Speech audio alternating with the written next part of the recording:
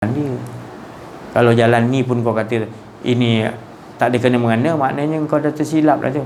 Itu besar betul hawa nafsu kau dah tipu kau. Diri kau maknanya Allah Ta'ala kata dalam Quran, ayat apa saya lupa. Ada manusia yang menyembah nafsu dia sendiri. Tapi dia tersembunyi kan, tapi dia sebenarnya dia menyembah hawa nafsu dia. Contoh dia beramal, dia akan sandar amalan dia. Bukan dia sandar pada Allah tau. Dia sandar amaran dia layak untuk dia masuk syurga. Dia sandar. Itu banyak manusia yang terkena kata Rasulullah. Sampai Rasulullah Allah Ta'ala kisahkan, sejengkal lagi, setapak lagi orang tak masuk syurga kan. 60 tahun dia ibadah. Rasulullah ceritakan tu. Dan banyak lagi cerita-cerita lain. Pasal pentingnya Rasulullah kata kenal diri, maknanya tauhid betul-betul sampai dinding penghabisan tauhid zat, baru kita faham. Kalau sifat pun masih ada lagi dua nanti. Sifat belum lagi tauhid zat belum, dia mesti sampai dinding zat baru kita faham. Duduk kat situ baru faham. Tapi kalau duduk kat sifat lagi nanti dia masih ada dua juga nanti. Ada zat, ada sifat, mana ada dua kan. Tapi bila kita dah faham duduk kat zat, barulah benda tu bukan ada dua tiga pun. Sifat, af'al, asma' tu dia juga semua satu je. Tapi kalau kita berhenti kat sifat, kita tak jumpa zat tu tadi, bukan nak kaji zat, kita tak tahu zat tu tadi, kita tahu sifat. Contoh kita makan durian, sifat dia apa durian tu? Rasa kan? Jadi kita berhenti kat sifat rasa tu. Lepas tak? Tak lepas kan? Tak lepas lagi, melainkan kita pulangkan kepada siapa yang jadikan sifat tu. Sifat datang dari mana? Zat lah. Zat lah, maknanya kita duduk kat situ lah. Mana ada kita lagi? Ada rasa tu lagi? Mana ada rasa lagi? Ingat. Kalau ingat rasa tu lagi, mana boleh ada dua? Tak boleh. Maknanya kau duduk kat sifat. Tak boleh. Mesti pulang kau. Lengkapkan dia kepada pulangkan. Sebab Allah tajalikan sifat tu adalah rasa supaya kita kenal siapa yang bagi rasa. Aku menyatakan sesuatu supaya jangan kau menyembah pada yang aku nyatakan. Tapi siapa yang menyata tu yang kau kena tenggelam di situ. Faham tak? Tu. Baru kita dapat kemasan. Bila tak ada dah, kita ni tak pernah ada, barulah yang adanya dia barulah manis. Tapi ada kita yang tauhid dia, tu tak sampai lagi tu. Tak maaf cakap tu belum kenal Allah lagi tu. Sebab Allah tu kan kalimat 4, alif, lam, zat, sifat, asma', af'al. Jadi apa pun kita lihat ni, yang kat dalam kita, yang apa pun semua berunsur zat, sifat, af'al, zat, sifat, af'al, semua yang kita tengok. Handphone tu, mana dia punya nama dia? Oppo, betul? Kalau kau tak tauhidkan nama dia, Oppo tu kau tak tukar kepada nama Allah, masih lagi kau nampak Oppo, kau tak nampak lagi Allah.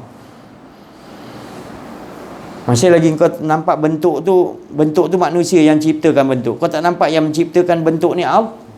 Dia bagi idea pada orang tu membentukkan gitu. Bukan orang tu yang bentukkan. Allah bagi idea, ilmu kau untuk membentuk. Tapi kau nampak lagi, maknanya kau tak belajar kenal diri, kenal Allah, kau nampak masih lagi. Ini Oppo ni, dia Jepun ke Taiwan ke apa, Korea ke, ada orang ni dia buat bentuknya ni, nama dia Oppo. Kau nampak lagi, kau tak nampak Allah dulu. Kau tak nampak af'al Allah dulu, kau tak nampak asma dulu, kau tak nampak sifat. Sifat dia mana? Mana sifat handphone ni? Tadi saya dah jelangkan dia punya apa? Nama dia. Segala nama-nama yang ada di harus dileburkan dengan satu kalimat tauhid. Nama tu tauhid asma, nama dia, iaitu semua nama-nama yang Allah jadikan. Oppo ke apa semua daripada Allah. Iblis ke malaikat ke apa, semua nama-nama tu daripada Allah. Jadi lebur dia dalam kalimah Allah lah. Ada kau nampak lagi apa kali lain lagi? Nampak lagi tak? Tak nampak kan? Nampak yang ada bukan Oppo, dah tukar lah. Oppo lah, lantaklah kau Oppo lah, kita ni sebab yang bagi nama tu Oppo tu adalah tapi aku tak tenggelam kat situ. Yang berbagi nama tu aku nak sebut, bukan yang mentajalikan. Dia boleh tajalikan macam-macam. Besok lepas Oppo, apa, Kopo ke, Lopo ke, itu semua daripada Allah. Daripada Allah semua.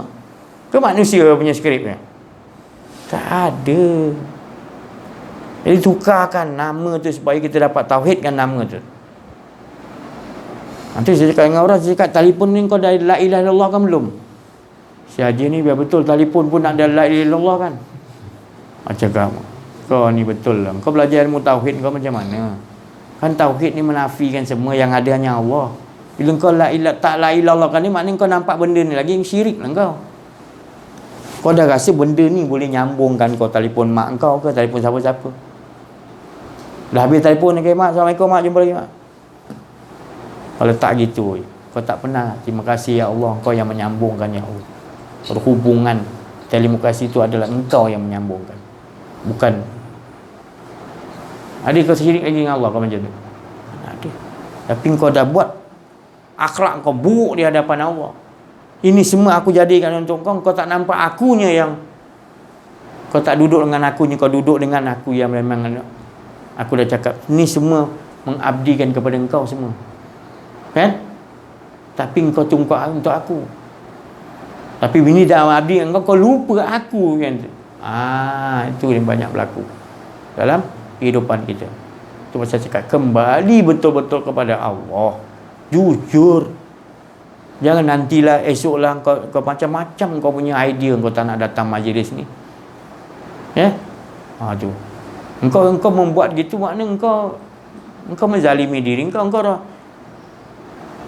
Sebab perkataan saya ni sama saja, saya bagi tahu tak bagi tahu, bagi orang yang tak mau, dia tetap tutup diri dia, tak mau. Tapi dia tak mengaku. Tak mengaku. Tak apa, nanti dah cukup umur, nanti agak-agak nak masuk tua, umur 60 ke, baru kita cari jalan ni. Ini jalan yang si Haji saja ni, umur peringkat patut tinggi-tinggi tu, dah nak mati baru boleh belajar ni. Ya Allah, sedap betul dia ni. Cuba cakap depan saya nak dengar kan. Tapi cakap belakang-belakang. Ini Sayyidina Ali kecil lagi masa tu pun Rasulullah aja. Dia memang disuruh lahir-lahir pun patutnya ajarlah. Kalau lahir-lahir kita azan dan qamat ke pasang lagu, korang azan. Korang lahir tu pasang lagu ke? Lagu ke? Lagu Muzitongnya lagu ke? Mana ada kita lahir-lahir mak bapak kita masuk kalimah la ilaha illallah. Tak apalah dia faham ke tak faham mak bapak kita, yang penting dia masukkan apa? Kalimah suci itu. Maknanya dia nak anak dia, usah fikir panjang-panjang lah. Setiap mak bapak semua nak, yang Islam pasti nak anak dia dicorak cara sistem Allah dan Rasul. Sebab kalimah tu masuk, asyhadu an la ilaha illallah, asyhadu anna Muhammadar Rasulullah. Masukkan dia. Tu. Ada yang lebih dalam lagi. Masa dia bersama suami isteri tu, benih tu masuk lagi, dia dah syahadat dah. Benih tu sendiri dia dah Islamkan, maknanya benih lagi dah. Kalau yang lebih faham lagi, keturunan Sayyidina Ali, digenggam, tapi tak ada suara lah, disimpan, dia tanam. Tu nak belajar boleh, insyaAllah. Saya nak bagi, tapi jenis manusia yang dia tak sembelih saya lah. Takut nanti saya bagi dia report kata ajaran sesat saja ni. Dia memang gitu. Siapa ni, Imam Junaid Al-Baghdadi, wali Allah tak silap saya, dia kata kalau kau nak duduk jalan ni, kena 100 orang ulama kata kau sesat, baru kau boleh duduk jalan ni. Maknanya memang gitu. Duduk jalan ni memang ulama-ulama yang jenis suk ni sendiri, yang tak kenal diri, tak kenal Allah, dia akan kata kau sesat. Maknanya kau 1000 orang baru sah kau ni betul duduk jalan Allah. Jadi saya belum cukup lagi, saya nak banyak-banyak biar orang cakap saya gitu. Saya nak cukupkan bilangan dia tu 1000, belum cukup lagi. Maknanya banyak ulama suk yang belum kata saya ni sesat ni.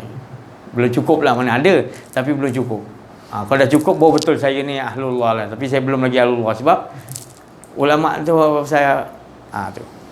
Jadi kita kena tengok dari kita tak layak.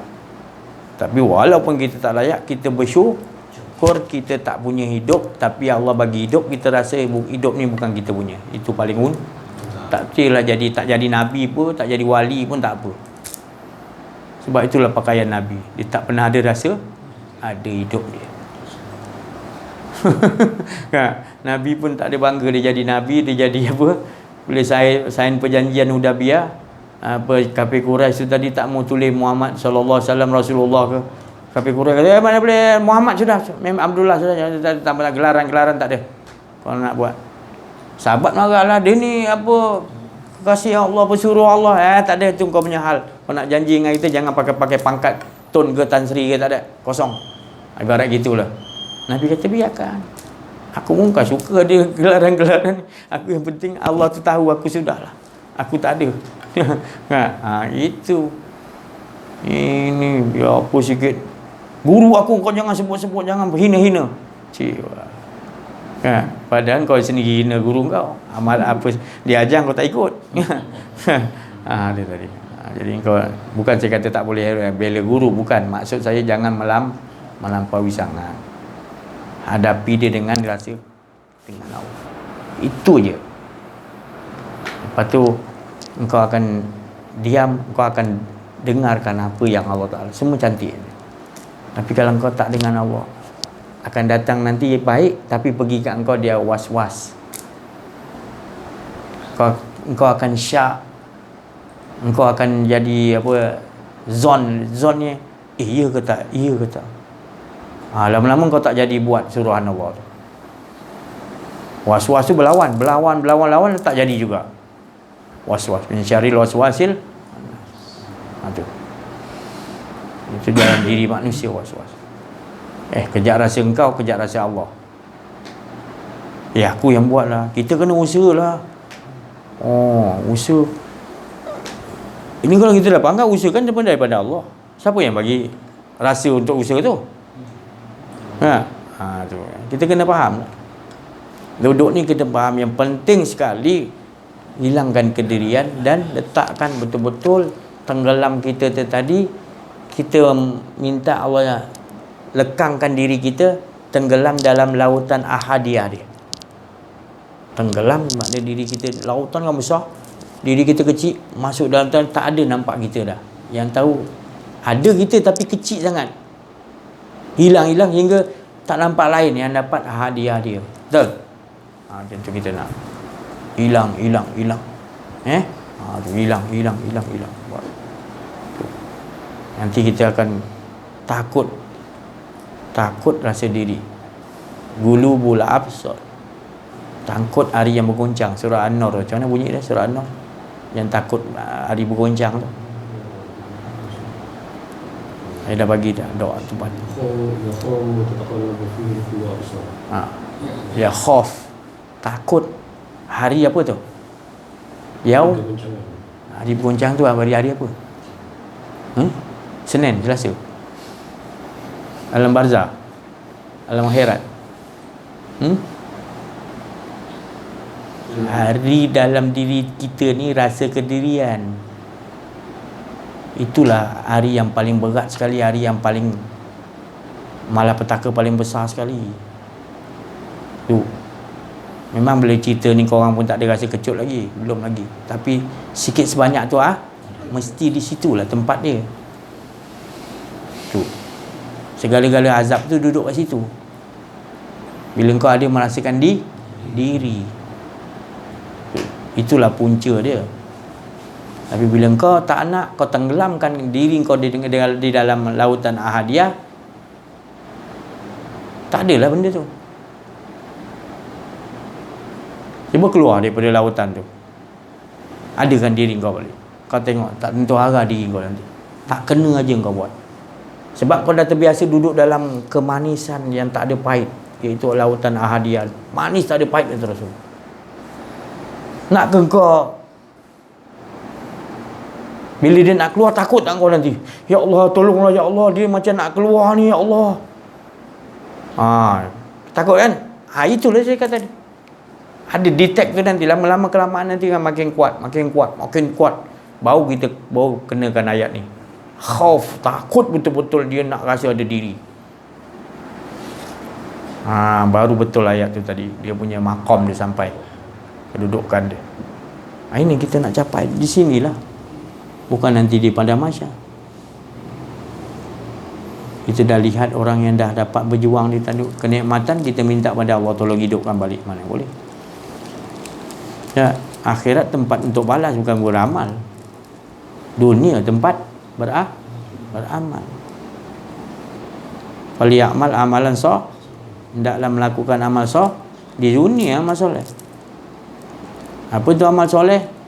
Wala yusyrik bi ibadah.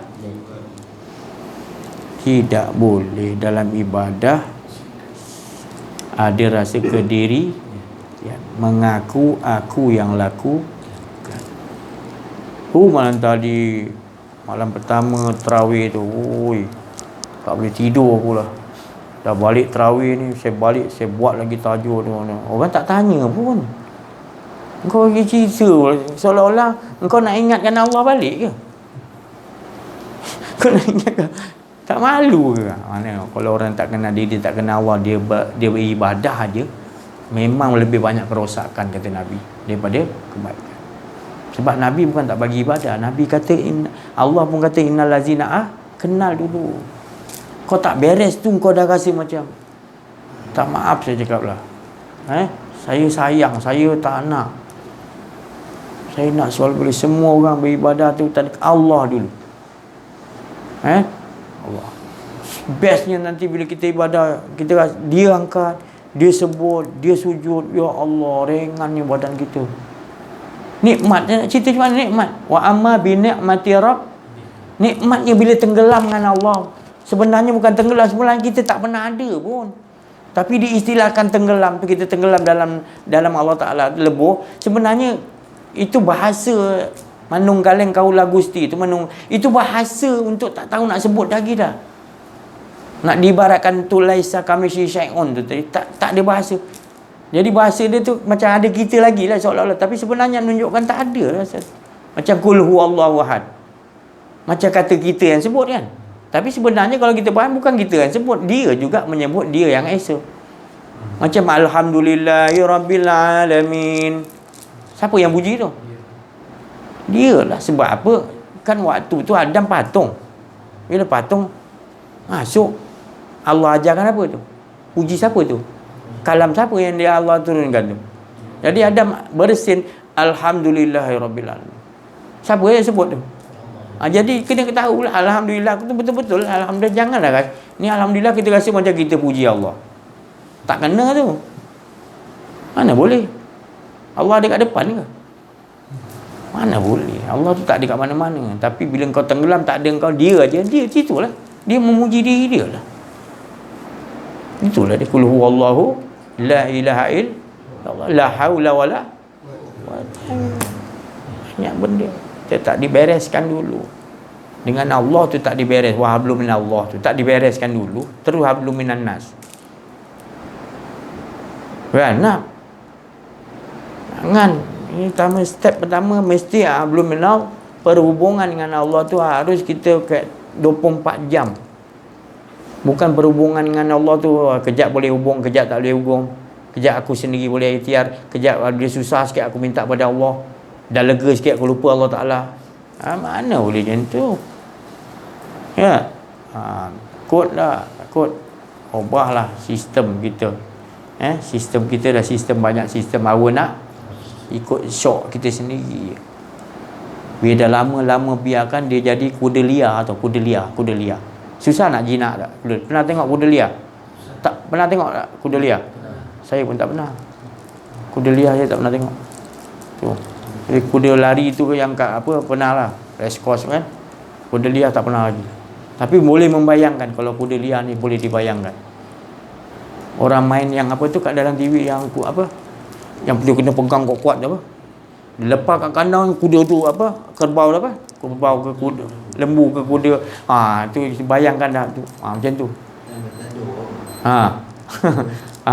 Jadi gitu, nafsu kita dah jadi macam tu.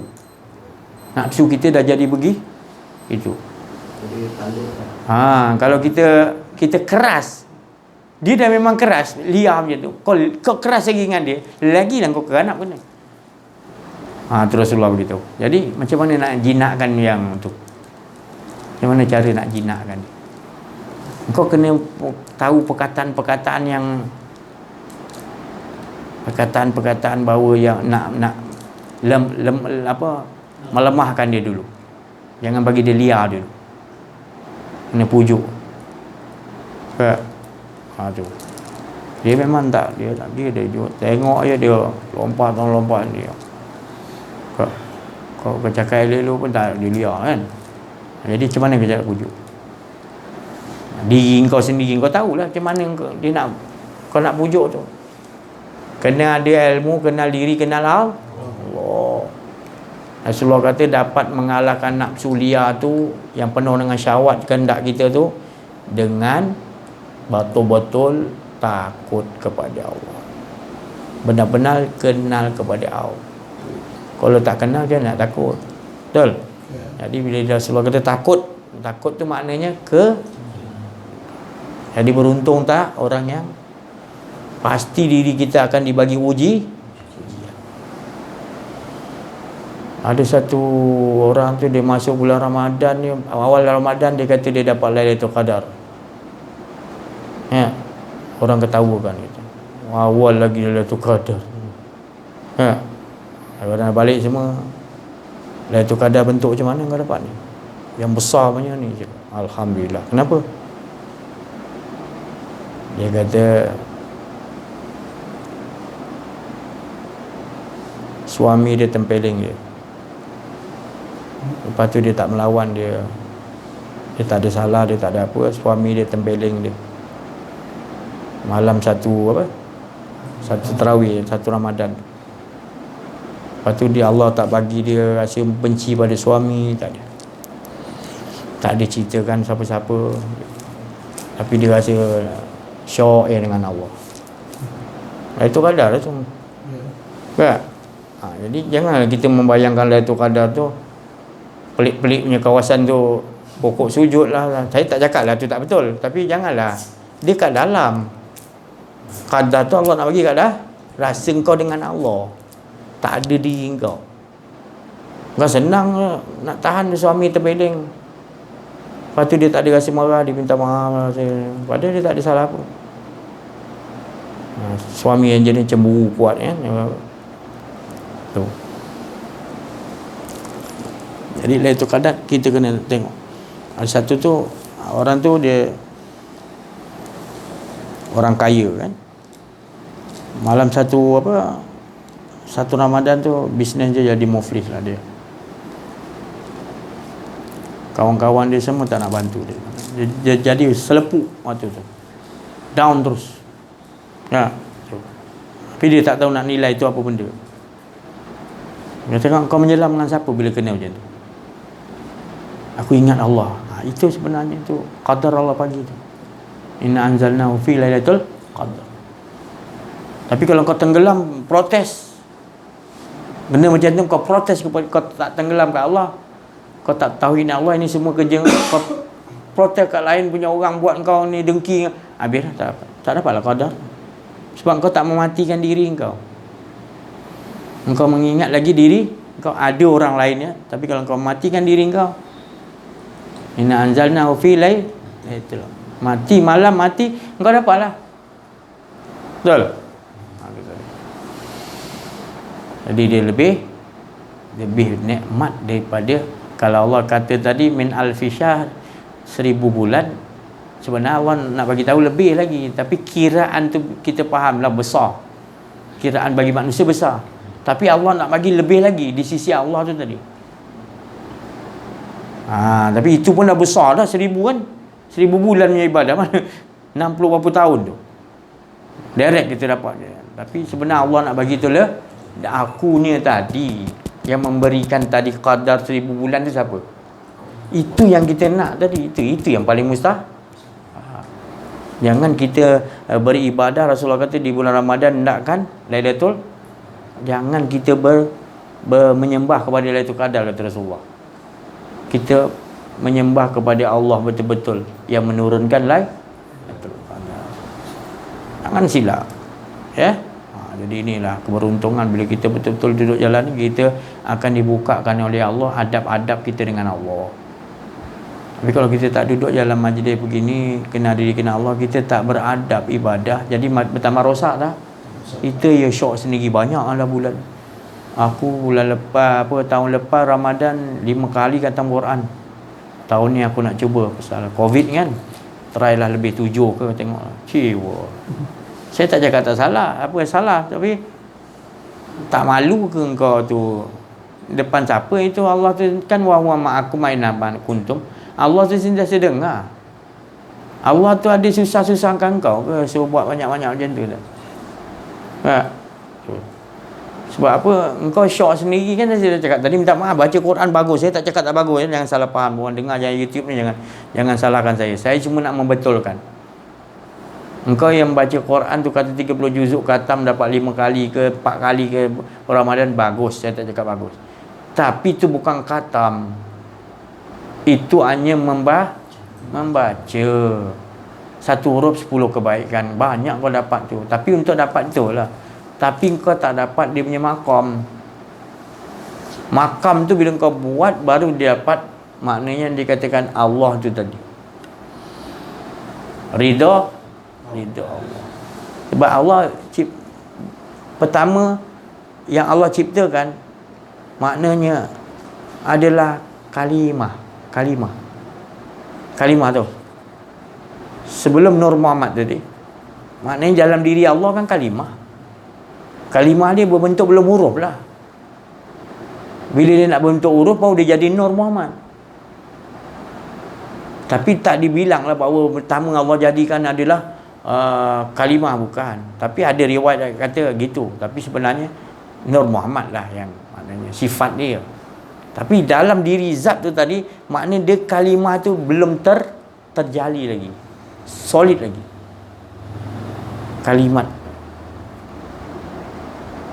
Kalimat tu sendiri adalah diri dia. Maknanya engkau tu siapa kalimat? Akulah Rabb. Kalau tanya lah siapa kalimat itulah Rabb. Dia punya kehendak.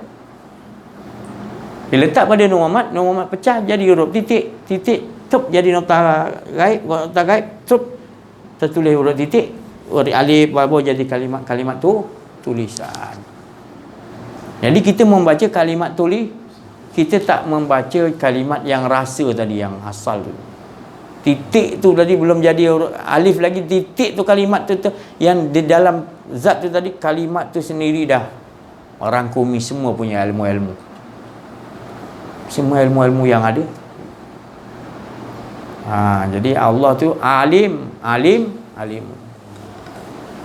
tu maknanya alim. Jadi kalimat tu belum tentu lagi, kalimat yang tu tadi yang tulis tu belum lagi alim. Tapi yang alim tu Allah tu yang tentu. Jadi bila baca tadi yang tulisan tu, kita perlu alim.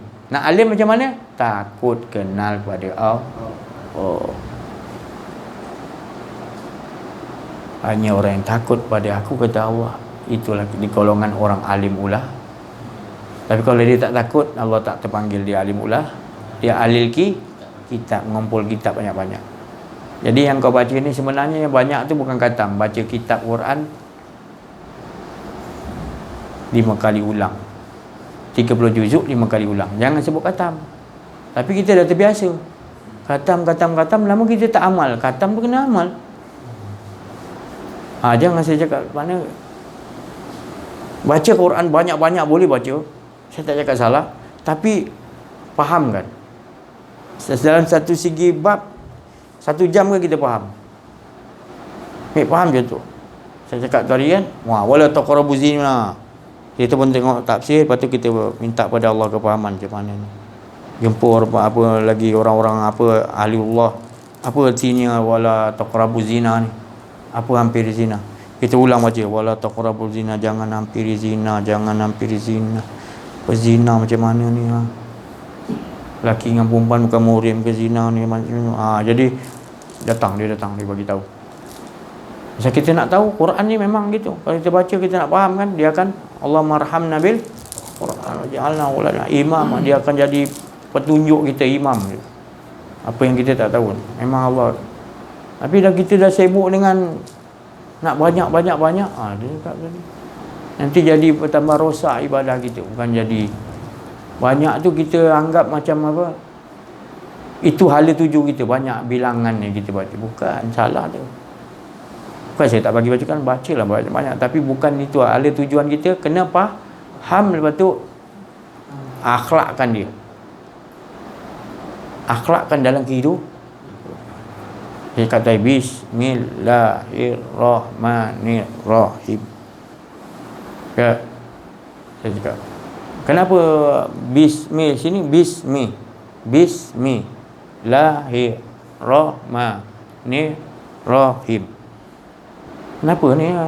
Apa pasal pula ni? Dia daripada mana ni? Tak pernah ada universiti belum ajar mana ni. Syajih ni biar betul ni. Ilmu ni. Tak? Ada ke Bismi ni ke mata pula? Dengarlah dulu. Kan?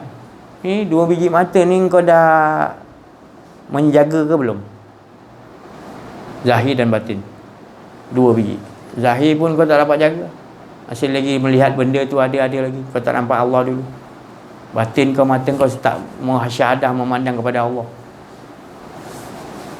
Bismi yang kau tak lepas lagi dah. Bismi ya baru. Bismi baru.